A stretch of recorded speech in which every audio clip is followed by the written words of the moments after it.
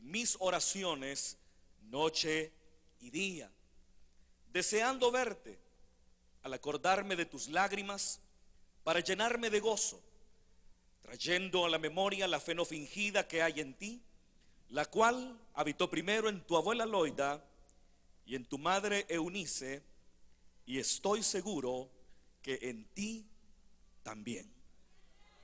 Amén, gloria al Señor. Vamos a orar, hermanos, en esta noche, y vamos a presentar estas peticiones de oración que han venido al púlpito, confiando en que Dios dará la respuesta que nosotros esperamos.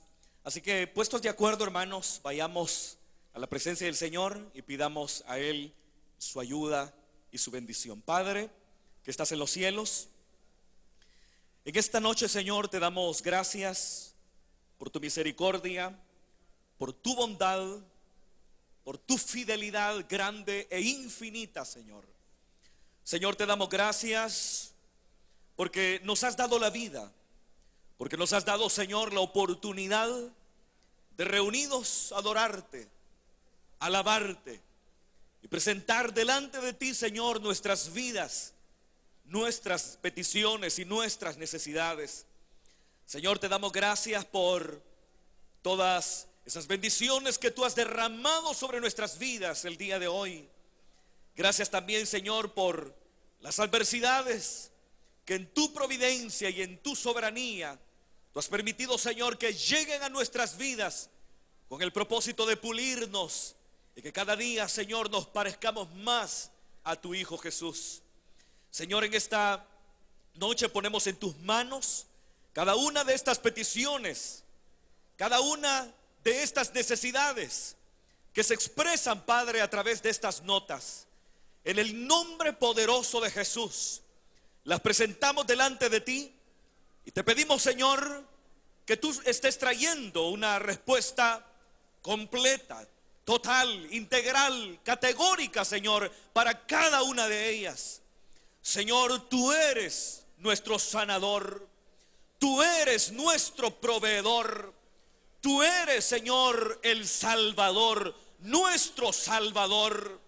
Señor, y es por eso que en esta noche presentamos cada una de estas peticiones. Quienes están pidiéndote por provisión, Señor, oramos para que tú les proveas todo cuanto ellos necesitan, Señor. Si están pidiéndote, Señor, por salud, te pedimos, Señor, que allí donde se encuentren pongas tú tu mano poderosa para sanarles, porque por tus heridas nosotros hemos sido curados. En el nombre de Jesús te pedimos, Señor, que tú estés dando fortaleza, ayuda, respuesta, Señor, a cada necesidad en el nombre de Cristo.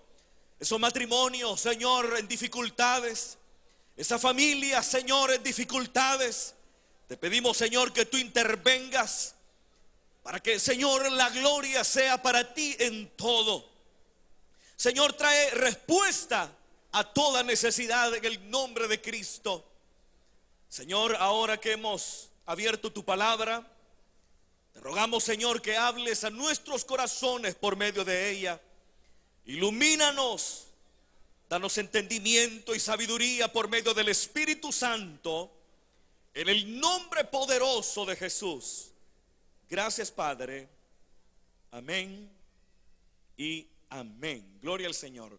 Pueden tomar sus asientos, hermanos, hermanas. Gloria al Señor. Hermanos, en esta ocasión, partiendo de este pasaje de la palabra del Señor que hemos leído, quiero que meditemos y reflexionemos acerca de cómo nosotros debemos enfrentar las diversas adversidades y tribulaciones que nosotros tenemos en nuestra vida, que hemos vivido, que hemos experimentado y que con toda seguridad continuaremos experimentando a lo largo de toda nuestra vida cristiana. Decíamos, hermanos, en los estudios anteriores, como la carta segunda a Timoteo es una carta escrita por un discípulo de Pablo que lo que pretende es dar una respuesta a la problemática vivida en las comunidades cristianas de la segunda generación, que serían receptoras de esta que nosotros llamamos segunda de Timoteo. Y en la carta se nos presenta a un Pablo que está privado de libertad. No es un Pablo, de acuerdo a segunda de Timoteo, que anda desarrollando su labor misionera como estamos acostumbrados a verlo a través de los relatos del libro de los Hechos de los Apóstoles, sino que la segunda carta a Timoteo nos presenta a un Pablo que está privado de libertad en la ciudad de Roma. De hecho, en el versículo número 8 se llama a sí mismo preso suyo, porque de acuerdo a la segunda epístola se nos está presentando a un Pablo privado de libertad en la ciudad de Roma. Y definitivamente es una situación muy difícil, porque en los versículos finales de esta segunda carta se nos presenta a un Pablo que reconoce que son los últimos días de su vida.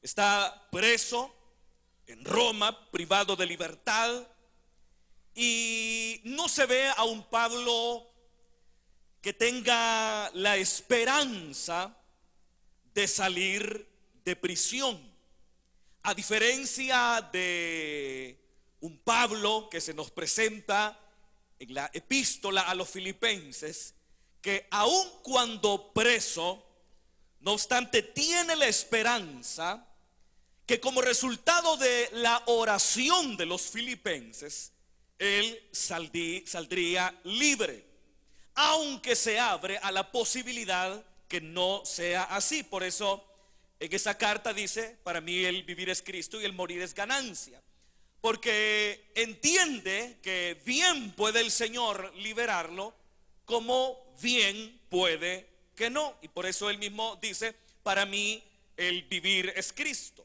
y el morir es ganancia. Y si quedar un tiempo en la carne es para vuestro provecho, entonces no sé qué escoger. Entonces en la segunda a Timoteo ya no se nos presenta a un Pablo que se abre a la posibilidad de ser liberado de esa prisión en Roma, sino que se nos presenta a un Pablo que entiende que sus días concluyeron en esta tierra, y por eso es en esta misma epístola en donde encontramos aquellos famosos versículos que dicen: he peleado la buena batalla de la fe, he acabado la carrera. Y él mismo dice que lo que le resta es esperar la corona de la vida que el Señor tiene reservada para todos aquellos que aman su venida. Entonces nos encontramos, de acuerdo a la redacción de segunda de Timoteo, a un hombre que sabe que de esa no saldrá librado. Un hombre que sabe que de esa privación de libertad no se librará, sino que todo lo contrario, sus días prácticamente están contados. Entonces es una situación, hermano, que a cualquier ser humano puede desquiciar, a cualquier ser humano puede inestabilizar, Porque, hermano, cuando alguien sabe que está a punto de morir, esa persona, hermano, definitivamente se le altera su vida, se le alteran sus planes, se le alteran todos los proyectos de vida que tenía, y empieza a pensar y a actuar de una manera en que no pensaría ni actuaría si no estuviera seguro que está a punto de perder la vida.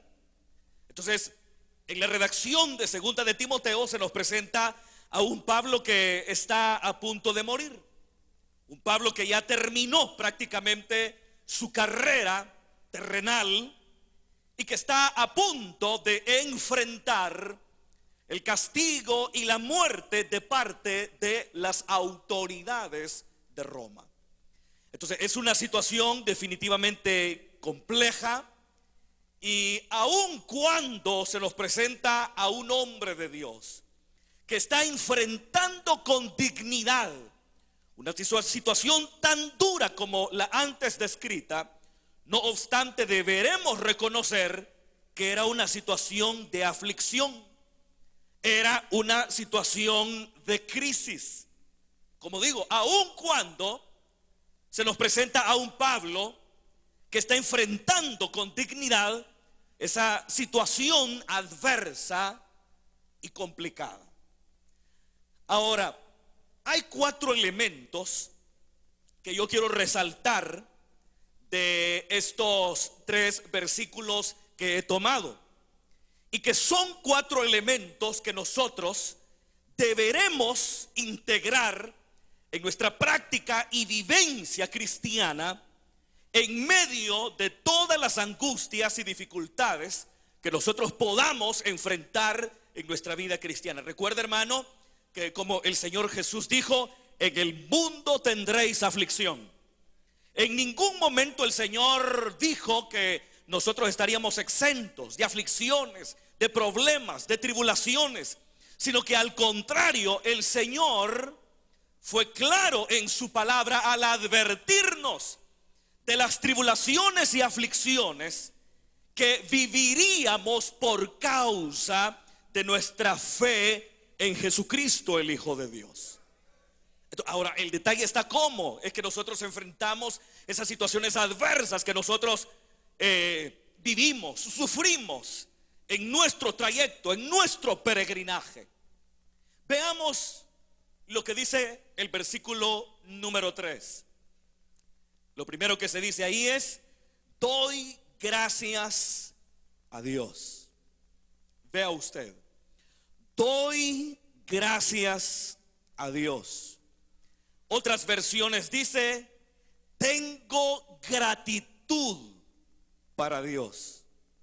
Vemos a un hombre que aun cuando está a punto de enfrentar la muerte, vemos a un hombre que aun cuando está en una situación crítica, donde ya no está a su alrededor su amado hijo Timoteo, colaboradores tan excelentes como él, como también Tito, ya no están en su entorno todos aquellos hombres que colaboraron con él durante su ministerio, sino que ahora está lejos de su tierra, está lejos de Tarso, está lejos de Jerusalén, está lejos de todos esos lugares donde desarrolló su ministerio y en donde por razones obvias hubieron tantas personas que llegaron a amarlo. Ya no están esas personas. Ahora él está completamente solo.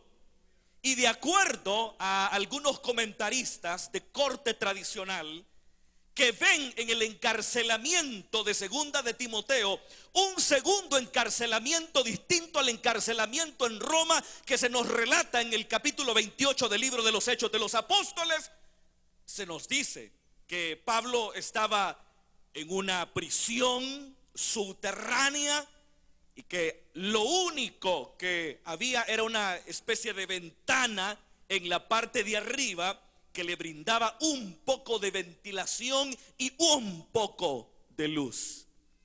Se nos presenta en esta carta un hombre solo, a un hombre privado de libertad, a un hombre que está a punto de enfrentar la muerte, pero a pesar de eso, es un hombre que encuentra razones para dar gracias a Dios. Encuentra razones para estar agradecido con el Señor. Y mire, hermano, cuando nosotros estamos enfrentando situaciones adversas, muchas veces, hermano, perdemos de vista que tenemos tantas cosas por las cuales dar gracias a Dios. Y nos ocurre como Noemí. Usted recuerda cómo Noemí, ante la crisis que llegó a Belén, tuvo que emigrar junto con su esposo y sus 2 hijos a los campos de Moab con el propósito de buscar un futuro más prometedor en esa tierra extranjera. Nosotros conocemos la historia, como estando en Moab queda viuda y mueren de igual manera sus 2 hijos. Y llega un momento en que ella, al no tener vínculos familiares en Moab, por un lado, y por otro lado, al oír que Dios había visitado una vez más a su pueblo, dándoles pan en Belén, ella toma la decisión de regresar a su amada Belén, de la cual había salido por razones de crisis económica y que ahora ella quiere volver. Cuando ella vuelve a Belén, la gente se admira y dicen: ¿acaso no es esta Noemí, aquella mujer que vivió entre nosotros y se fue a vivir a los campos de Moab? ¿Acaso no es esta Noemí? Usted sabe que el nombre Noemí es placentera.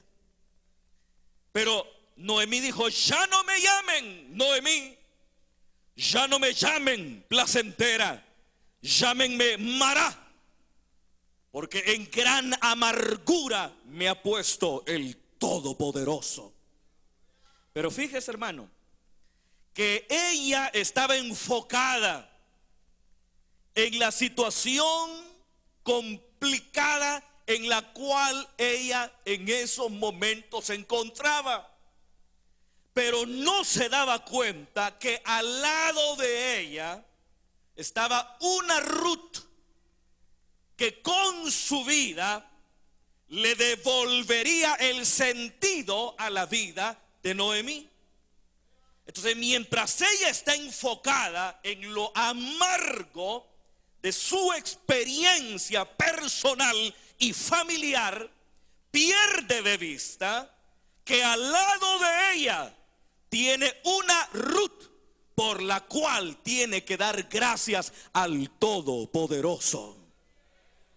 Entonces, así nos pasa muchas veces a nosotros también, en medio de esas dificultades económicas que nosotros tenemos, en medio de esas adversidades o problemas familiares que nosotros vivimos algunas veces, o quizá no algunas veces, sino que muchas veces levantamos de manera insolente nuestras voces hacia el cielo para reclamarle a Dios del por qué ha permitido que nosotros estemos viviendo lo que estamos viviendo, que nosotros estemos sufriendo lo que estamos sufriendo. Y empezamos a decirle: Señor, si soy tu hija, ¿por qué has permitido que pierda el empleo? Si soy tu hijo, entonces ¿por qué me estás abandonando en esta situación económica desesperante? Y empezamos a renegar contra el Señor y empezamos a recordarle a Dios como si se le olvidara, ¿verdad, hermano? Empezamos a recordarle a Dios todo lo que hacemos para Él. Señor, yo ofrendo con liberalidad, tiendo mis manos a favor de los necesitados, diezmo de todo lo que tú me das, te estoy sirviendo a pesar de las adversidades. Ya llegó el momento en que tú reconozcas todo lo que yo hago para ti. Algunas veces esa es la actitud que de manera insolente nosotros adoptamos ante las adversidades. Sin embargo, deberemos imitar el ejemplo del Pablo que se nos presenta en segunda de Timoteo, que aun cuando está ante el umbral de la muerte, no obstante tiene razones para estar agradecido con el Todopoderoso. Todos tenemos razones por las cuales estar agradecido. Empiece a pensar por un momento. Piense por un momento. Es verdad que tal vez no tiene para comprar eso que tanto anhela, pero sus hijos están sanos. Tiene un trabajo, tal vez no el más adecuado, pero lo tiene. Si usted empieza a desenfocarse de su problema, de su adversidad, de la amargura en la que se encuentra, se dará cuenta que Dios ha hecho tantas cosas buenas por usted, que en lugar de estar amargado o amargada, tiene que estar lleno de gratitud para un Dios que nos ha cuidado y que nos sigue cuidando y que está pendiente de nosotros y que lleva nuestras cargas sobre sus hombros. Gratitud para con Dios. Por eso dice una carta paulina: por nada estén afanosos, sino sean presentadas vuestras peticiones delante de Dios con toda oración y ruego en el Espíritu. Y dice, y dando gracias a Dios. Dice el libro de los Salmos, entrad por sus puertas con acción de gracias. ¿Cuántos entraron hoy a este local con acción de gracias? Y a pesar de la enfermedad y a pesar del dolor, entró con el corazón inflamado de gratitud y le decía, gracias Señor por este nuevo día que me diste. Gracias Señor porque tú estuviste proveyendo para mis necesidades. Gracias por mi familia, gracias por mis hijos, gracias por todas las cosas que tú me has dado. Y mira, hermano, dar gracias también por las adversidades. Porque de qué otra manera nos iremos pareciendo más a Cristo, sino a través de las pruebas que Dios permite que a su vida llegue. Versículo 3. Doy gracias a Dios, gratitud ante la adversidad. No ve lo que le amarga, sino ve razones por las cuales estar agradecido. Número 2, servicio constante a Dios. Dice, al cual sirvo desde mis mayores con limpia conciencia. Sirvo.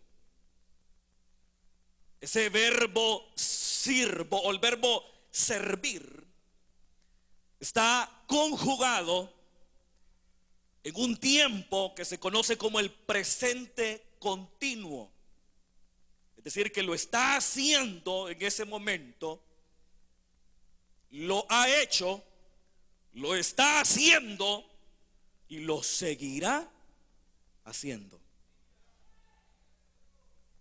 ¿De qué manera podía, de acuerdo a segunda de Timoteo, servir a Dios?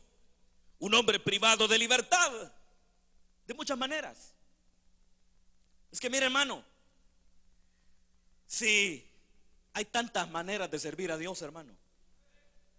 Hay tantas maneras, no solamente predicando con púlpito, no solamente siendo líder, anfitrión, supervisor, supervisora. Hay tantas maneras de poder servir a Dios. Lo que tenemos que hacer es descubrir los talentos que Dios nos ha dado. Descubrir, como la carta a los romanos dice, los dones que Dios nos ha dado. Dice que cada uno debe servir a Dios de acuerdo a los dones que le fueron dados. Si el de servir, en el servicio, y hágalo con solicitud. Si en el dar, hágalo con liberalidad. Si en el de exhortar, en la exhortación. Pero Dios nos ha dado talentos a todos nosotros. Dios no ha hecho macetas. Usted sabe que la maceta, hermano, donde la dejan no se mueve. Es decir, no, Dios no nos ha dado el don de macetas. Es decir, lo dejaron en el corredor y ya no pasó de ahí. Aunque hay algunos que parecen que ya no prosperaron, que ya no avanzaron, que ya no continuaron sirviendo a Dios. Y algunas veces, hermano, las dificultades es lo primero que el diablo pone en su mente hacer: dejar de servir a Dios. ¿Verdad? Porque algunas veces nosotros creemos que el servicio a Dios es una especie de moneda de cambio. En otras palabras, yo te sirvo y manténme sanos a mis hijos. Yo te sirvo y sáname todas las enfermedades que llegan a mi vida. Yo te sirvo y provéeme para todas mis necesidades. Yo te sirvo, entonces responde de manera pronta y sin dilación mis oraciones. El servicio a Dios no es una manera de cambio. Porque ¿quiénes somos nosotros para entrar en negociaciones con el Creador? El servir a Dios es una orden de lo alto. Los que creen eso digan amén. El servir a Dios es una orden de Dios. No faltan predicadores que le enseñan a la gente a negociar con Dios, a hacer tratos con Dios. No es así. Si Dios nos manda algo, tenemos que obedecerle sin entrar en ninguna especie de negociación.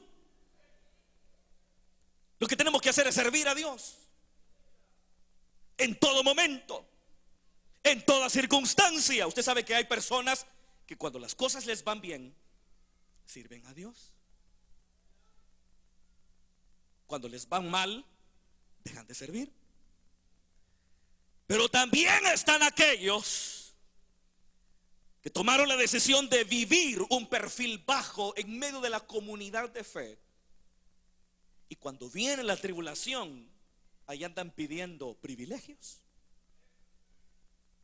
Entonces, pero como sea, algunas veces en medio de las dificultades y las adversidades, la gente dice: hermano, yo ya no soporto, yo ya no aguanto esta situación. Me siento débil, me siento cansado. Las situaciones en mi hogar son asfixiantes. La situación económica en mi familia es desesperante. Y encima que ahí me están pidiendo que tenga listo mi hogar con refrigerio. Encima me están pidiendo que cumpla metas dentro del sistema celular.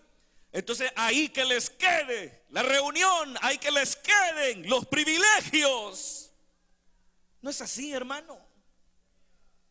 No debemos dejar de servir al Señor por fuertes que soplen los vientos. Tenemos que seguir, como en esta misma carta se dirá a Timoteo: pelea la buena batalla de la fe. Si no lo escuchó, se lo repetiré una vez más: pelea la buena batalla de la fe. Guarda el mandamiento sin mácula ni reprensión hasta la aparición de Jesucristo. Siga peleando la buena batalla. Sígale sirviendo a Dios. ¿Qué es eso de dejar de servir a Dios? Es que mis pruebas, hermano, es que las dificultades que estoy viviendo. Mire, el Pablo que se nos está presentando en segunda de Timoteo es un hombre que ya está sintiendo la respiración de la muerte en su hombro. Pero eso no le importa, porque si le sirvió cuando estaba libre, ahora que está privado de libertad y a punto de enfrentar la muerte, él seguirá sirviéndole al Señor. Es que esto no tiene que parar. ¿Me están escuchando, hermanos? Usted que está pensando echarse para atrás, no sea cobarde, no sea miedoso. Recuerde que los cobardes no heredarán el reino de los cielos. No sea cobarde, no se eche para atrás. Siga peleando, siga sirviéndole a Dios en lo que Dios lo haya llamado. Pero sígale sirviendo. No es para atrás, es para adelante. Y como dice la carta a los hebreos, no somos de los que retroceden para perdición del alma, sino de los que siguen adelante, los que se mantienen avanzando para la preservación del alma. Y el apóstol dice, al cual sirvo, es decir, le está sirviendo a Dios. No hay espacio para las quejas, no hay espacio para los reclamos, solo hay espacio para la gratitud, hay espacio para el servicio a Dios.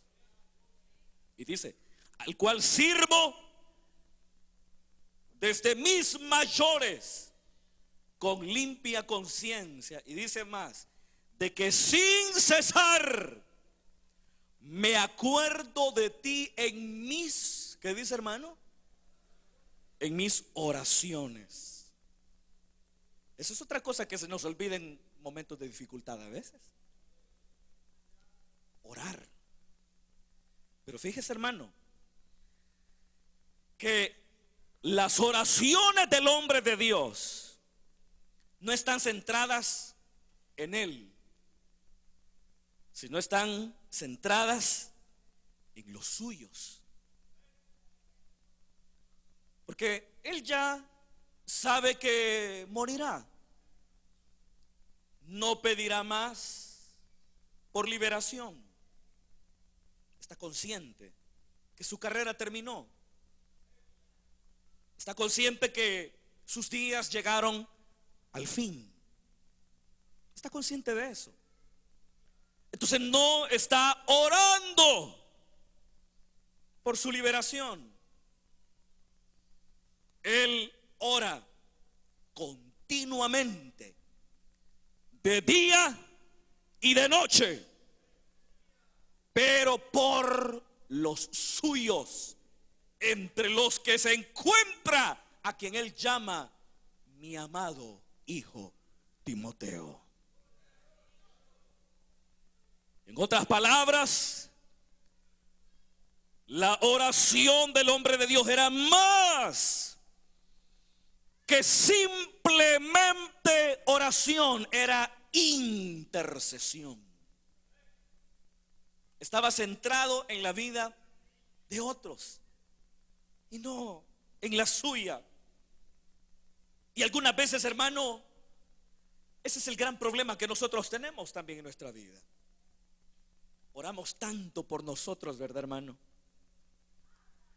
Sáname, ayúdame, provéeme, susténtame, ya no puedo, ya no aguanto, ayúdame.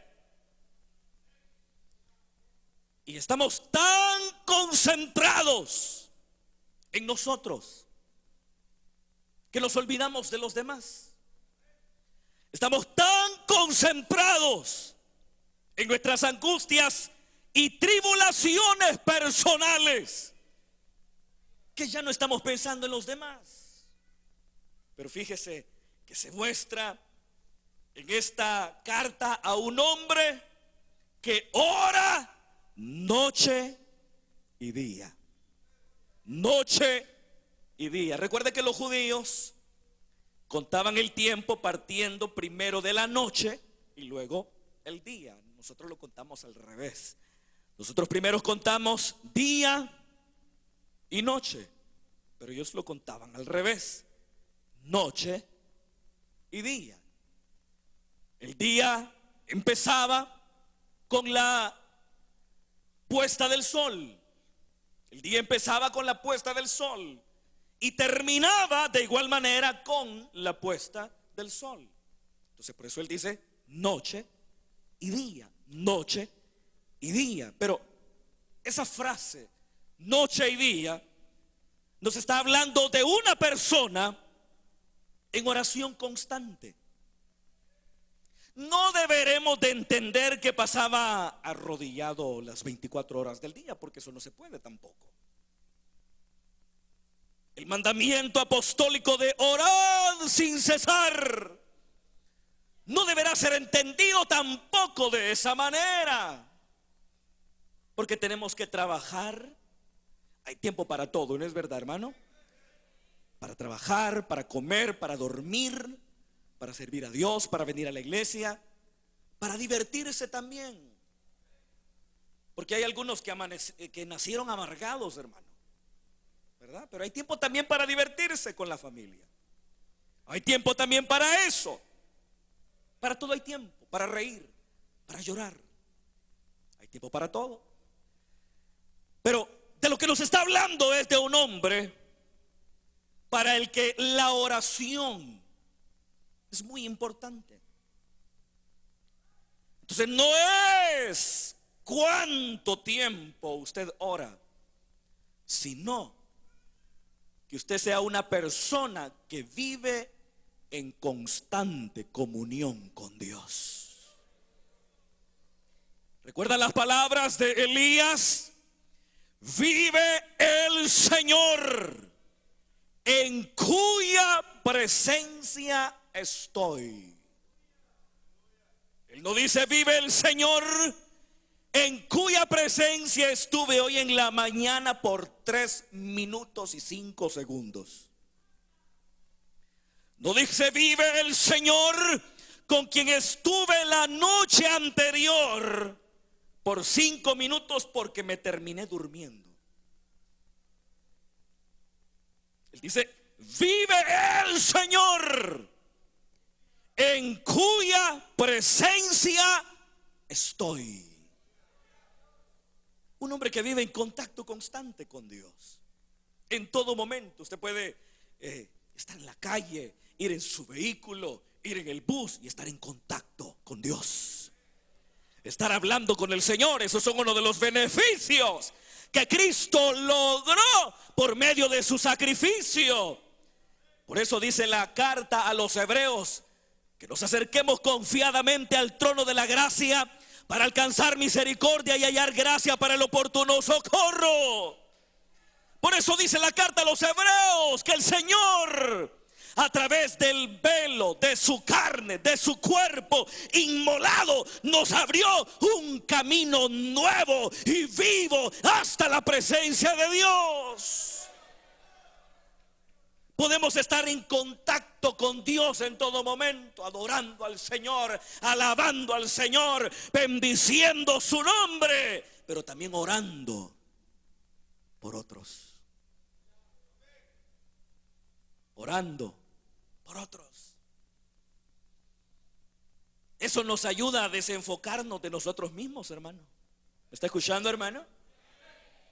Sí, porque si usted se enfoca en sus problemas, en sus tribulaciones, bueno, su tiempo de oración se agotará en clamor desesperado por la liberación inmediata de lo que le agobia. Pero si se desenfoca de sus angustias, no que usted deja de pensar en ellas, sino que simplemente se desenfoca de sus angustias y empieza a orar. Le será fácil orar por todos.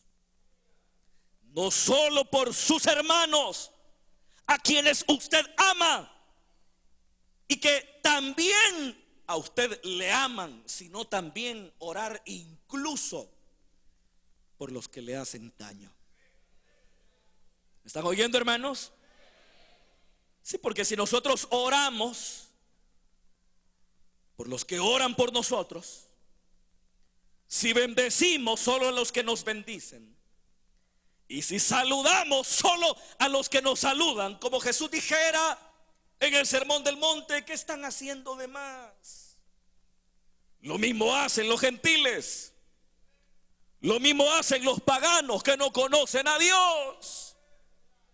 El verdadero discípulo es aquel que también, siguiendo el ejemplo del maestro, ha aprendido a orar por quienes le persiguen, por quienes le han dañado y por quienes están procurando el mal. Escucha, hermano, ora por todos. ¿Se recuerdan del naufragio del capítulo 27 del libro de los Hechos de los Apóstoles?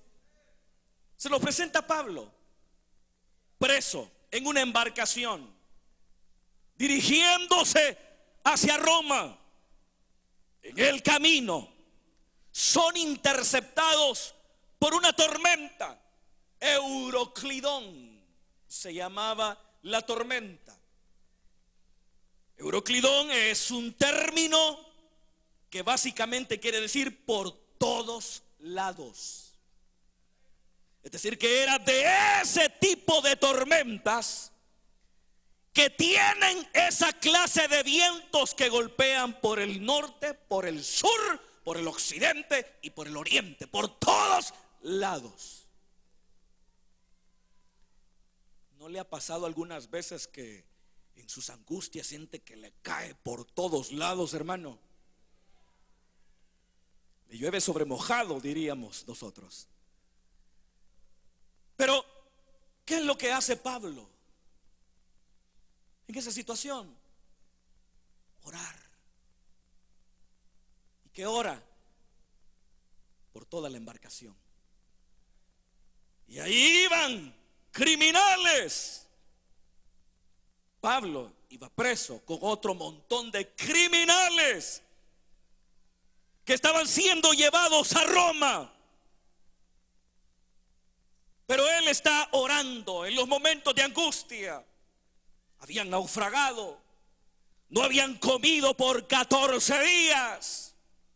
Ni siquiera existía lo suficiente claridad como para poder ver las estrellas del cielo. No tenía la claridad tan necesaria para esas formas primitivas de navegación. No había nada, pero Pablo está orando al Señor. ¿Y qué ora? Que Dios salve a todos los que están en la embarcación, incluyendo los criminales que están ahí, incluyendo los soldados romanos que están al servicio del imperio que más tarde le quitaría la vida a él mismo. Pero él por eso está orando, porque en medio de la angustia Pablo dice: no teman, esta noche ha estado conmigo el ángel del Dios de quien soy y a quien sirvo. Y me ha dicho Pablo: no temas, el Señor te ha concedido toda la embarcación. El Señor te ha concedido la vida de todos esos hombres que iban ahí. Pero vea usted, desde el momento en que el ángel del Señor le dice: el Señor te ha concedido, ¿qué está queriendo decir? Que esa gente fue el objeto de su oración. Pablo náufrago, pero intercediendo. en medio de sus problemas. Aprende a interceder, hermano. Quizás ya lloró lo suficiente. ¿Me está escuchando, hermano? Tal vez ya lloró lo suficiente por su problema. Tal vez llegó el momento ya de secarse las lágrimas y entender que ahora el Señor está llevando nuestras cargas, y de igual manera entender que Dios también en esos momentos de adversidad espera que nosotros oremos por los que están a nuestro alrededor, por los que amamos, por los hijos, el esposo, la esposa, los nietos, la familia, los compañeros de trabajo, los compañeros de estudio, el jefe, la jefa, y aquellos que también no nos quieren, y aquellos que también procuran nuestro mal. Oración constante. Y dice aquí, con lo cual estamos terminando, versículo 4: deseando verte, al acordarme de tus lágrimas para llenarme con gozo, trayendo a la memoria la fe no fingida que hay en ti. Recuerdos. Él está diciendo en el versículo 4: al acordarme de tus lágrimas. El versículo 5 dice: trayendo a la memoria, es decir, buenos recuerdos.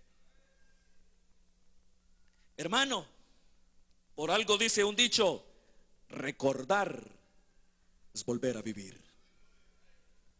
¿Y qué recordaremos en medio de la adversidad? Todas las experiencias buenas que hemos tenido con el Señor en el pasado. Es malo vivir solo del recuerdo. Porque hay gente que dice: hermano, yo fui diácono, diaconisa de los buenos allá en los 80s. Yo fui de los supervisores recios. No, sí, los supervisores que hay ahora por gusto. Usted es por gusto. Entonces está mal vivir del recuerdo. Solo vivir del recuerdo. Pero está bien que en medio de las adversidades traigamos a memoria cosas agradables. 2 ejemplos del Antiguo Testamento: David y Jacob. El primero, David. David es célebre por haber derrotado al gigante Goliat. ¿Lo recuerdan, hermanos? ¿Quién no conoce esa historia? Célebre por la derrota al gigante Goliat.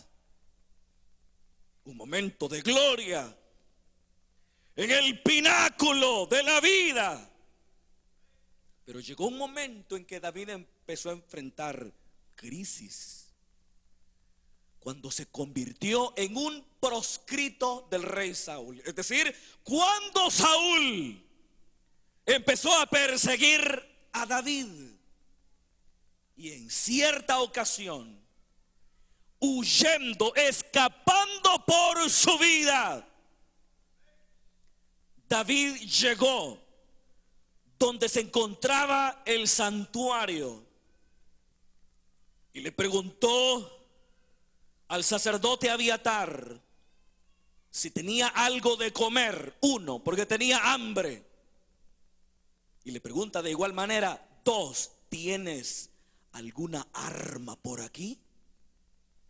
porque está siendo perseguido y necesita defenderse de cualquier agresión. Y le pregunta al sacerdote: ¿tienes alguna arma por aquí? Y el sacerdote le dice: sí, aquí detrás del efod está la espada de Goliat, el que tú mataste. ¿Y saben qué dijo David? Ninguna mejor que esa, dámela. Porque la sola vista de la espada de Goliat le recordaría a David la derrota del gigante, y que así como en el pasado Dios había estado con él, de manera tal que con una piedra tirada por su onda de manera certera había sido derribado el enemigo de los escuadrones del Dios de Israel. Ahora que está viviendo momentos de tribulación, el recordar ese suceso, viendo la espada de Goliat, le daría la fuerza necesaria para entender que así como Dios había estado con él en el pasado, así también Dios seguía estando con él en el presente.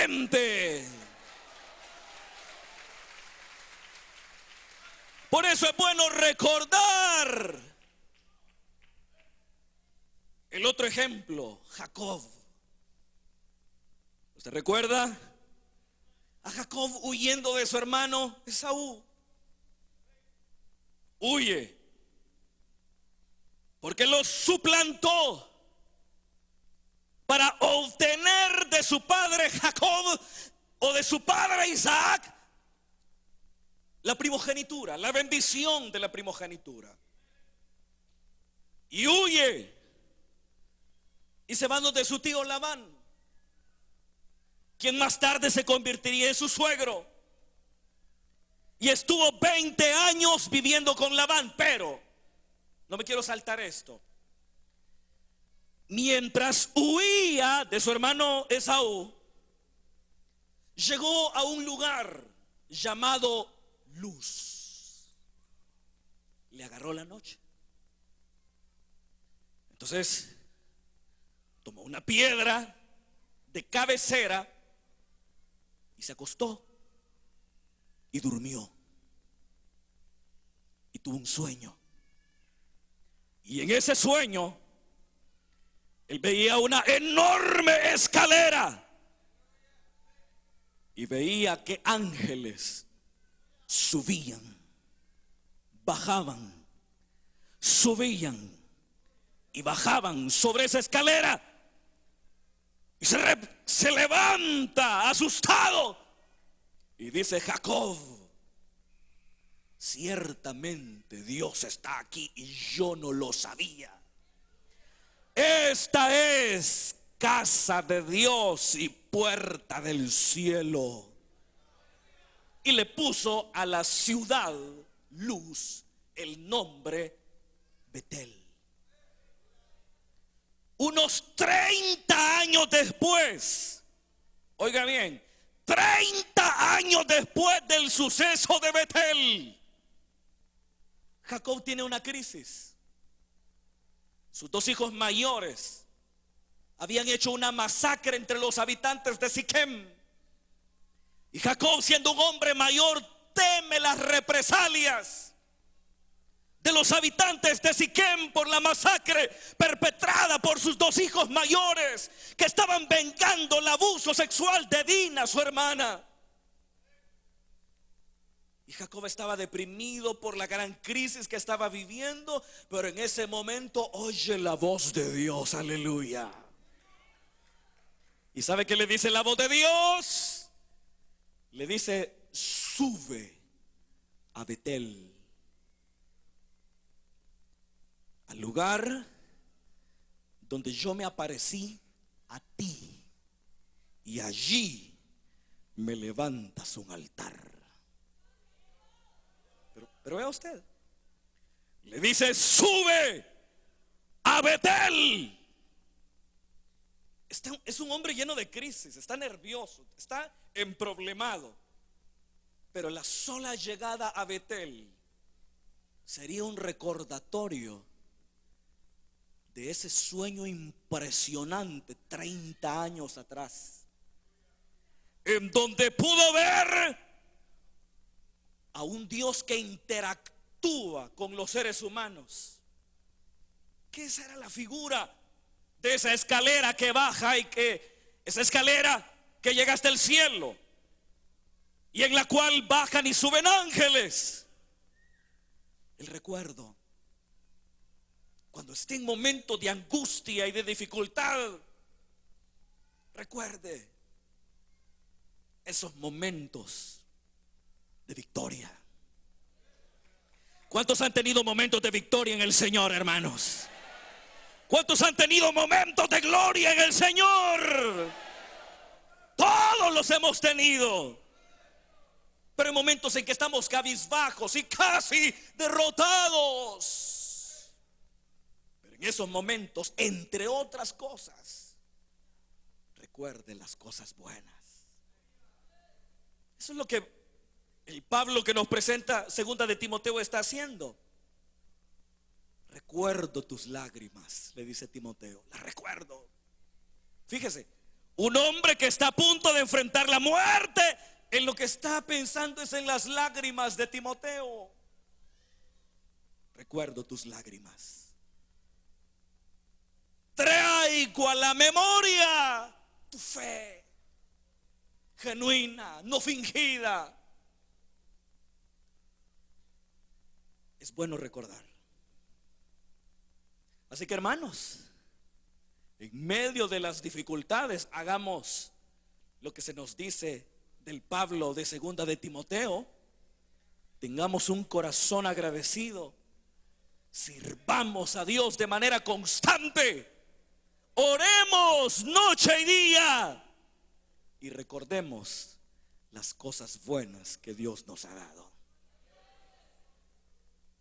y que son un parámetro para tener la certeza que vendrán mejores. Amén. Vamos a orar, hermanos, en esta noche. Padre que estás en los cielos, gracias por tu palabra, Señor. Gracias porque el ejemplo de tus siervos nos ilumina, nos orienta y nos instruye. Tú sabes que hay luchas en tu pueblo. Ayúdanos a permanecer en pie, a tener un corazón agradecido, Señor, a darte gracias por todo, a orar en todo momento, a recordar las cosas buenas que tú nos das, a servirte de manera ininterrumpida, Señor. Ayúdanos. Mientras todos están orando al Señor, yo quiero hacer un llamado en esta noche a cualquier persona que le quiere dar su vida a Jesús por primera vez o que se quiere reconciliar. El tiempo se ha agotado y por eso haré el llamado de manera breve. Pero si esta noche hubiese alguien que necesita reconciliarse con el Señor o darle la vida a Jesús por primera vez, le pido que levante su mano ahí donde está. El Señor le espera en esta noche con los brazos abiertos para perdonarle y para limpiarle de todo pecado y de toda maldad. Aquí viene un caballero, Dios le bendiga. Aquí viene otro caballero también, Dios le bendiga. Gloria al Señor. El llamado está abierto a toda persona que en esta noche le da su vida a Jesús por primera vez, o que se quiere reconciliar con el Señor, volverse al Señor, venga hoy. Aquí viene otro caballero también, Dios le bendiga. Hago un llamado también a las mujeres que están acá. ¿Será acaso que todas las mujeres están a cuentas con Dios? Si usted está apartada del Señor, venga a Él. Venga a Él. Abra de par en par las puertas de su corazón. Si eso hace, el Señor perdonará sus pecados y le salvará, porque eso es lo que Él promete en su palabra. Voy a esperar unos segundos más. Si hubiese alguien que está batallando allí, que está luchando con la convicción de pecado que el Espíritu Santo ha puesto en su corazón, yo le ruego, le suplico, no batalle más, porque es duro dar coces contra el aguijón. Venga hoy al Señor. Mientras el llamado está abierto acá, en este lugar, yo quiero invitarle a usted también, que nos está viendo a través de la televisión. La invitación es para que usted abra su corazón a Jesús. Seguramente a su vida han llegado tribulaciones y angustias, pero la única manera de vencer, de prevalecer, es teniendo a Jesús en nuestro corazón.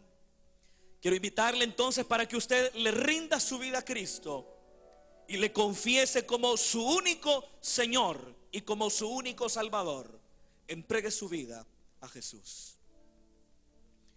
Si no hay nadie más, entonces oramos por estas vidas que están hoy aquí al frente. Aquí viene una vida más. Dios le bendiga. Aleluya. Invito a toda la congregación para que, puestos de acuerdo, oremos por estas vidas que hoy vienen al Señor. Padre que estás en los cielos,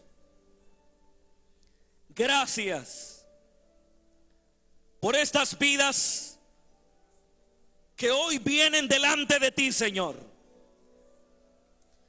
Tú has hablado a sus corazones. Tu Espíritu Santo ha puesto convicción de pecado en ellos. Señor, te pido que les perdones, que la sangre que tú derramaste en el Gólgota les limpie de todo pecado y de toda maldad. Séllales, Señor, con el Espíritu Santo, y que la obra, Señor, que tú empiezas ahora, perfecciónala hasta el día de Jesucristo. Aleluya.